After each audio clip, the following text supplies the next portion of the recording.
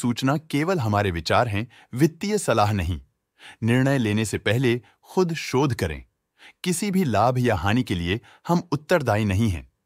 आज हम देख रहे हैं सुला विनियर्स लिमिटेड के 2024-25 Q3 की consolidated financial performance. Starting with the sales, पिछले क्वार्टर से सेल्स में 53.42% का इंक्रीज हुआ है, मगर कंपनी ने पिछले साल के मुकाबले मार्जिनल सेल्स डिक्लाइन रिपोर्ट किया, around -0.41%। Expenses 52.02% quarter on quarter increase हो गए हैं, जो साल भर का 12.29% के राइज के साथ अलाइन करता है। क्वार्टरली एक्सपेंसेस के कंपैरिजन में सेल्स इंक्रीज होना दिखाता है कंपनी ने अच्छा परफॉर्म किया। हालांकि सालाना कंपनी को चैलेंजेस का सामना किया। ऑपरेटिंग प्रॉफिट, जो पिछले साल के कंपैरिजन में -26.17% डाउन है, quarter on quarter around 57.89% increase हुआ। Operating profit margin OPM annual basis पे -8.54% से डिक्रीज हुआ है, मगर क्वार्टरली ऑपरेटिंग प्रॉफिट मार्जिन 0.7% से इंक्रीज हुआ है। एक्सेप्शनल आइटम्स को ऐड करके अदर इनकम पिछले क्वार्टर के कंपैरिजन 18.42% बढ़ गई, बावजूद इसके की ईयरली डिक्लाइन -35.71% है।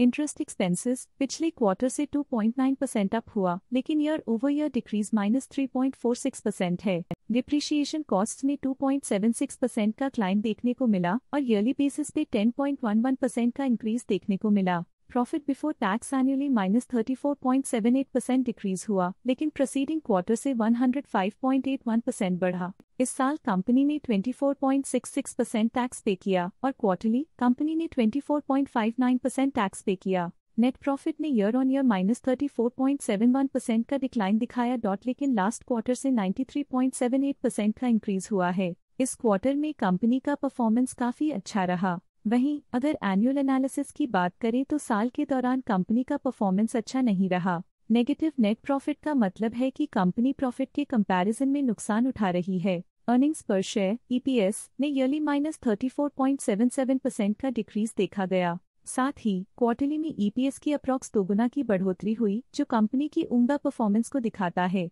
इस क्वार्टर में कंपनी का EPS काफी अच्छा रहा।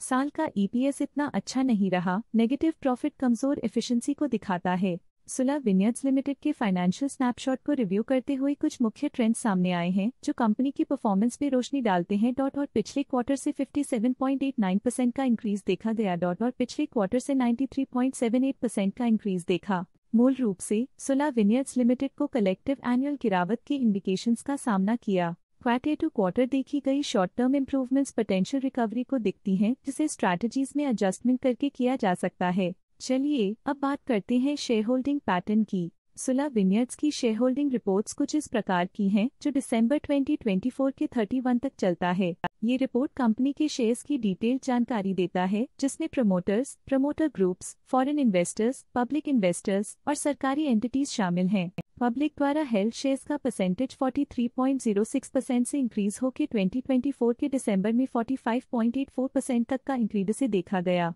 ये चेंजेस स्टेट है कि पब्लिक की इन्वेस्टमेंट कंपनी में क्वार्टर टू क्वार्टर इंक्रीज हुई है। डोमेस्टिक इंस्टीट्यूशनल इन्वेस्टर के शेयर होल्डिंग में थोड़ा डिक्रीज आया 2024 के सितंबर से 2024 के दिसंबर में, जो दिखाता है कि डोमेस्टिक इंस्टीट्यूशंस ने अपने स्टेक को -1.79 से डिक्रीज किया है। फॉरेन इंस्टीट्यूशनल इन्वेस्टर्स के शेयर होल्डिंग में थोड़ा डिक्रीज आया 2024 के सितंबर से 2024 के दिसंबर में, जो दिखाता है कि फॉरेन इंस्टीट्यूशंस ने अपने स्टेक को क्वार्टर टू क्वार्टर -0.99 से डिक्रीज किया है, जिसे पता चलता है कि उन्होंने अपनी इन्वेस्टमेंट्स को पुल बैक किया है।